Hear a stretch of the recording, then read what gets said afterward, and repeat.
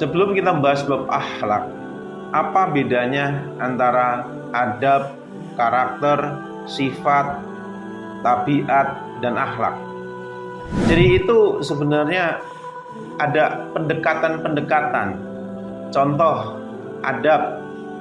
Adab itu berbeda-beda, tergantung orangnya. Contoh di Indonesia. Di Indonesia itu terdiri dari banyaknya suku. Tentunya setiap suku memiliki adab yang berbeda-beda. Adab Jawa, adab Sunda, adab mana itu berbeda-beda. Sedangkan karakter itu lebih kepada pendekatan kepada baiknya sifat di dalam diri kita. Sedangkan tabiat adalah sesuatu nilai-nilai sifat yang kita lahir itu sudah memiliki, tanaman dari kedua orang tua. Kali ini kita akan bahas memperdalam bab akhlak tersebut. Akhlak itu apa?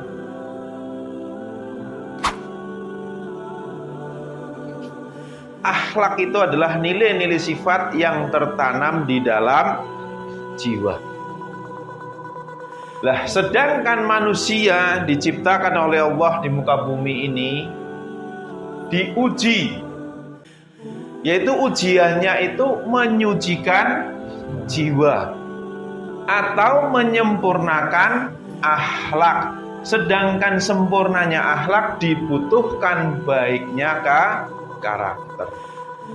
Akhlak itu di dalam jiwa, sedangkan karakter ada di dalam aliran darah atau di dalam jasad kita. Baiknya karakter belum tentu baiknya akhlak. Kenapa demikian? Karena kalau bicara tentang akhlak, mulia dan tercela, tolak ukurnya adalah agama. Sedangkan karakter, tolak ukurnya apa? Baik buruknya di mata manusia. Maka di dalam Quran surat Syam ayat 7-10 diterangkan, demi jiwa serta penyempurnaannya, ciptaannya, maka dia mengilhamkan kepadanya jalan kejahatan dan ketakwaan. Sungguh beruntung orang yang menyucikannya jiwa itu, dan sungguh rugi orang yang mengotorinya. Quran surat Asy-Syam.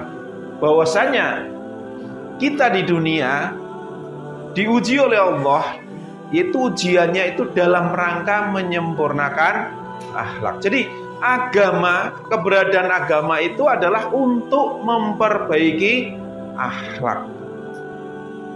Nah, maka nilai-nilai sifat yang tertanam di dalam jiwa adalah akhlak.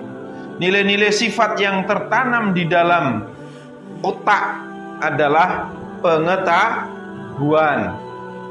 Sedangkan nilai-nilai sifat yang tertanam di dalam hati atau jantung atau dalam jasad itu bicara tentang pemahaman, atau bisa dikatakan sebagai karakter.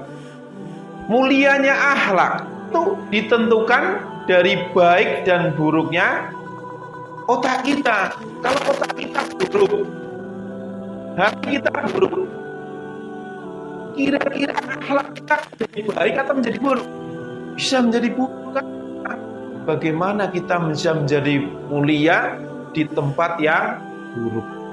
Jiwa kita itu diri kita yang sesungguhnya, yang keberadaannya di dalam jasad. Baik buruknya jiwa kita sangat tergantung jasad kita.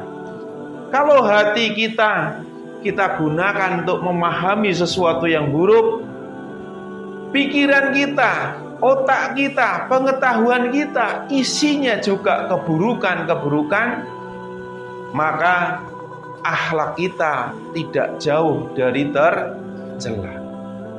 Maka ujian kita di dunia ini adalah menyempurnakan akhlak yang pada akhirnya di yaumul akhir nanti kita akan diminta oleh Allah. Dalam Quran ayat 25, Allah Subhanahu wa taala berfirman, Bismillahirrahmanirrahim, yang artinya, bagaimana jika nanti mereka kami kumpulkan pada hari kiamat yang tidak diragukan terjadinya, dan kepada setiap jiwa diberi balasan yang sempurna sesuai dengan apa yang telah dikerjakannya, dan mereka tidak dizalimi atau dirugikan. Maka di sini terangkan, dan kepada setiap jiwa diberi balasan yang pada akhirnya nanti jiwa kita akan dipertanggungjawabkan, akan mempertanggungjawabkan dalam jiwa di dunia mengendalikan jasadnya. Dalam ayat yang lain juga diterangkan, Bismillahirrahmanirrahim, dan kepada setiap jiwa diberi balasan dengan sempurna sesuai dengan apa yang telah dikerjakannya, dan dia mengetahui apa yang mereka kerjakan. Quran surat Zumar ayat 70. Kalau seandainya hatimu buruk, otakmu buruk, kok dia bersikap baik? Itu tanda tanya. Kok hatinya isinya hawa nafsu, pikirannya isinya kotor, kok amal perbuatannya baik? Kira-kira dipertanyakan nggak? Dipertanyakan. Jangan-jangan ada udang di balik batu. Kan seperti itu. Nggak mungkin orang yang hatinya buruk, pikirannya buruk, melahirkan sikap yang baik. Maka menyucikan jiwa itu berawal dari bagaimana usaha kita menyucikan hati kita, menyucikan otak kita, sehingga kita dalam beramal pun menjadi baik, menjadi suci. Baiknya perbuatan seseorang belum tentu baik otak dan hatinya, karena banyak orang baik lebih karena ia tidak ingin diperlakukan buruk. Jadi banyak hari ini orang berbuat baik karena apa? Karena nggak mau diperlakukan.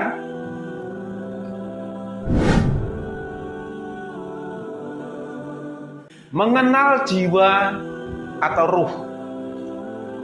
Kita buka Quran surat Az-Zumar ayat 42. Allah Subhanahu wa taala di situ berfirman, Bismillahirrahmanirrahim. Yang artinya Allah memegang nyawa atau jiwa seseorang pada saat kematiannya dan nyawa seseorang yang belum mati ketika dia tidur. Maka dia tahan nyawa orang yang telah dia tetapkan kematiannya dan dia lepaskan nyawa yang lain sampai waktu yang ditentukan. Di lain ayat diterangkan, setiap yang berjiwa atau bernyawa akan merasakan mati. Jadi artinya merasakan mati itu adalah merasakan kematian jasad.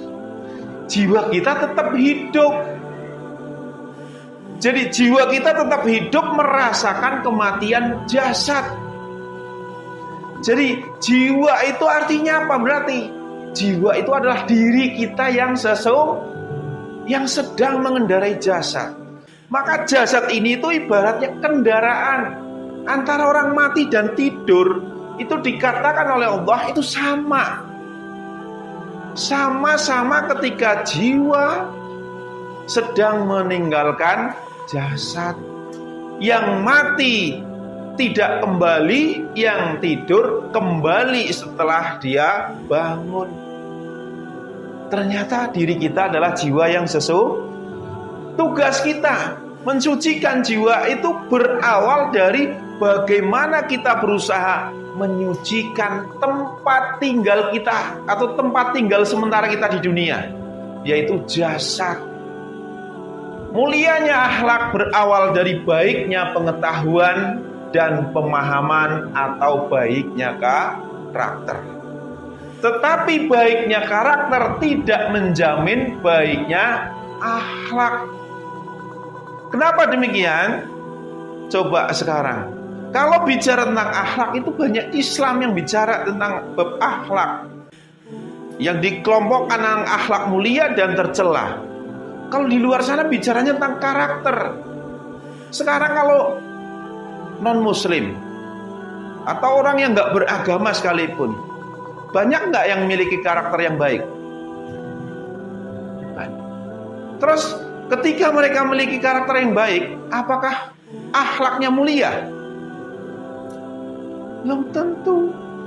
Karena bicara tentang akhlak adalah bicara sesuatu yang akan kita lahirkan kembali di yaumul akhir atau di akhirat. Maka Allah Subhanahu wa taala berfirman dalam surat At-Tahrim ayat 8, Bismillahirrahmanirrahim.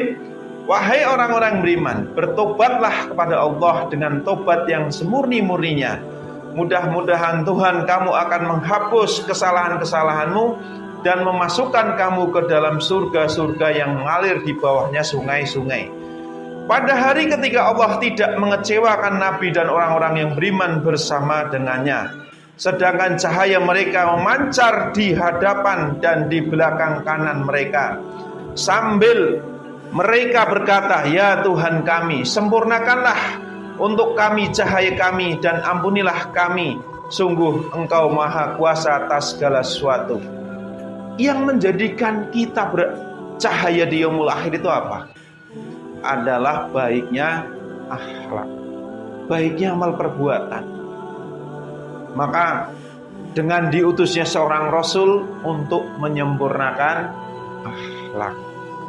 Jadi syariat Islam bicara tentang agama, syariat tauhid sudah bukan lagi sebagai alat untuk memperbaiki akhlak.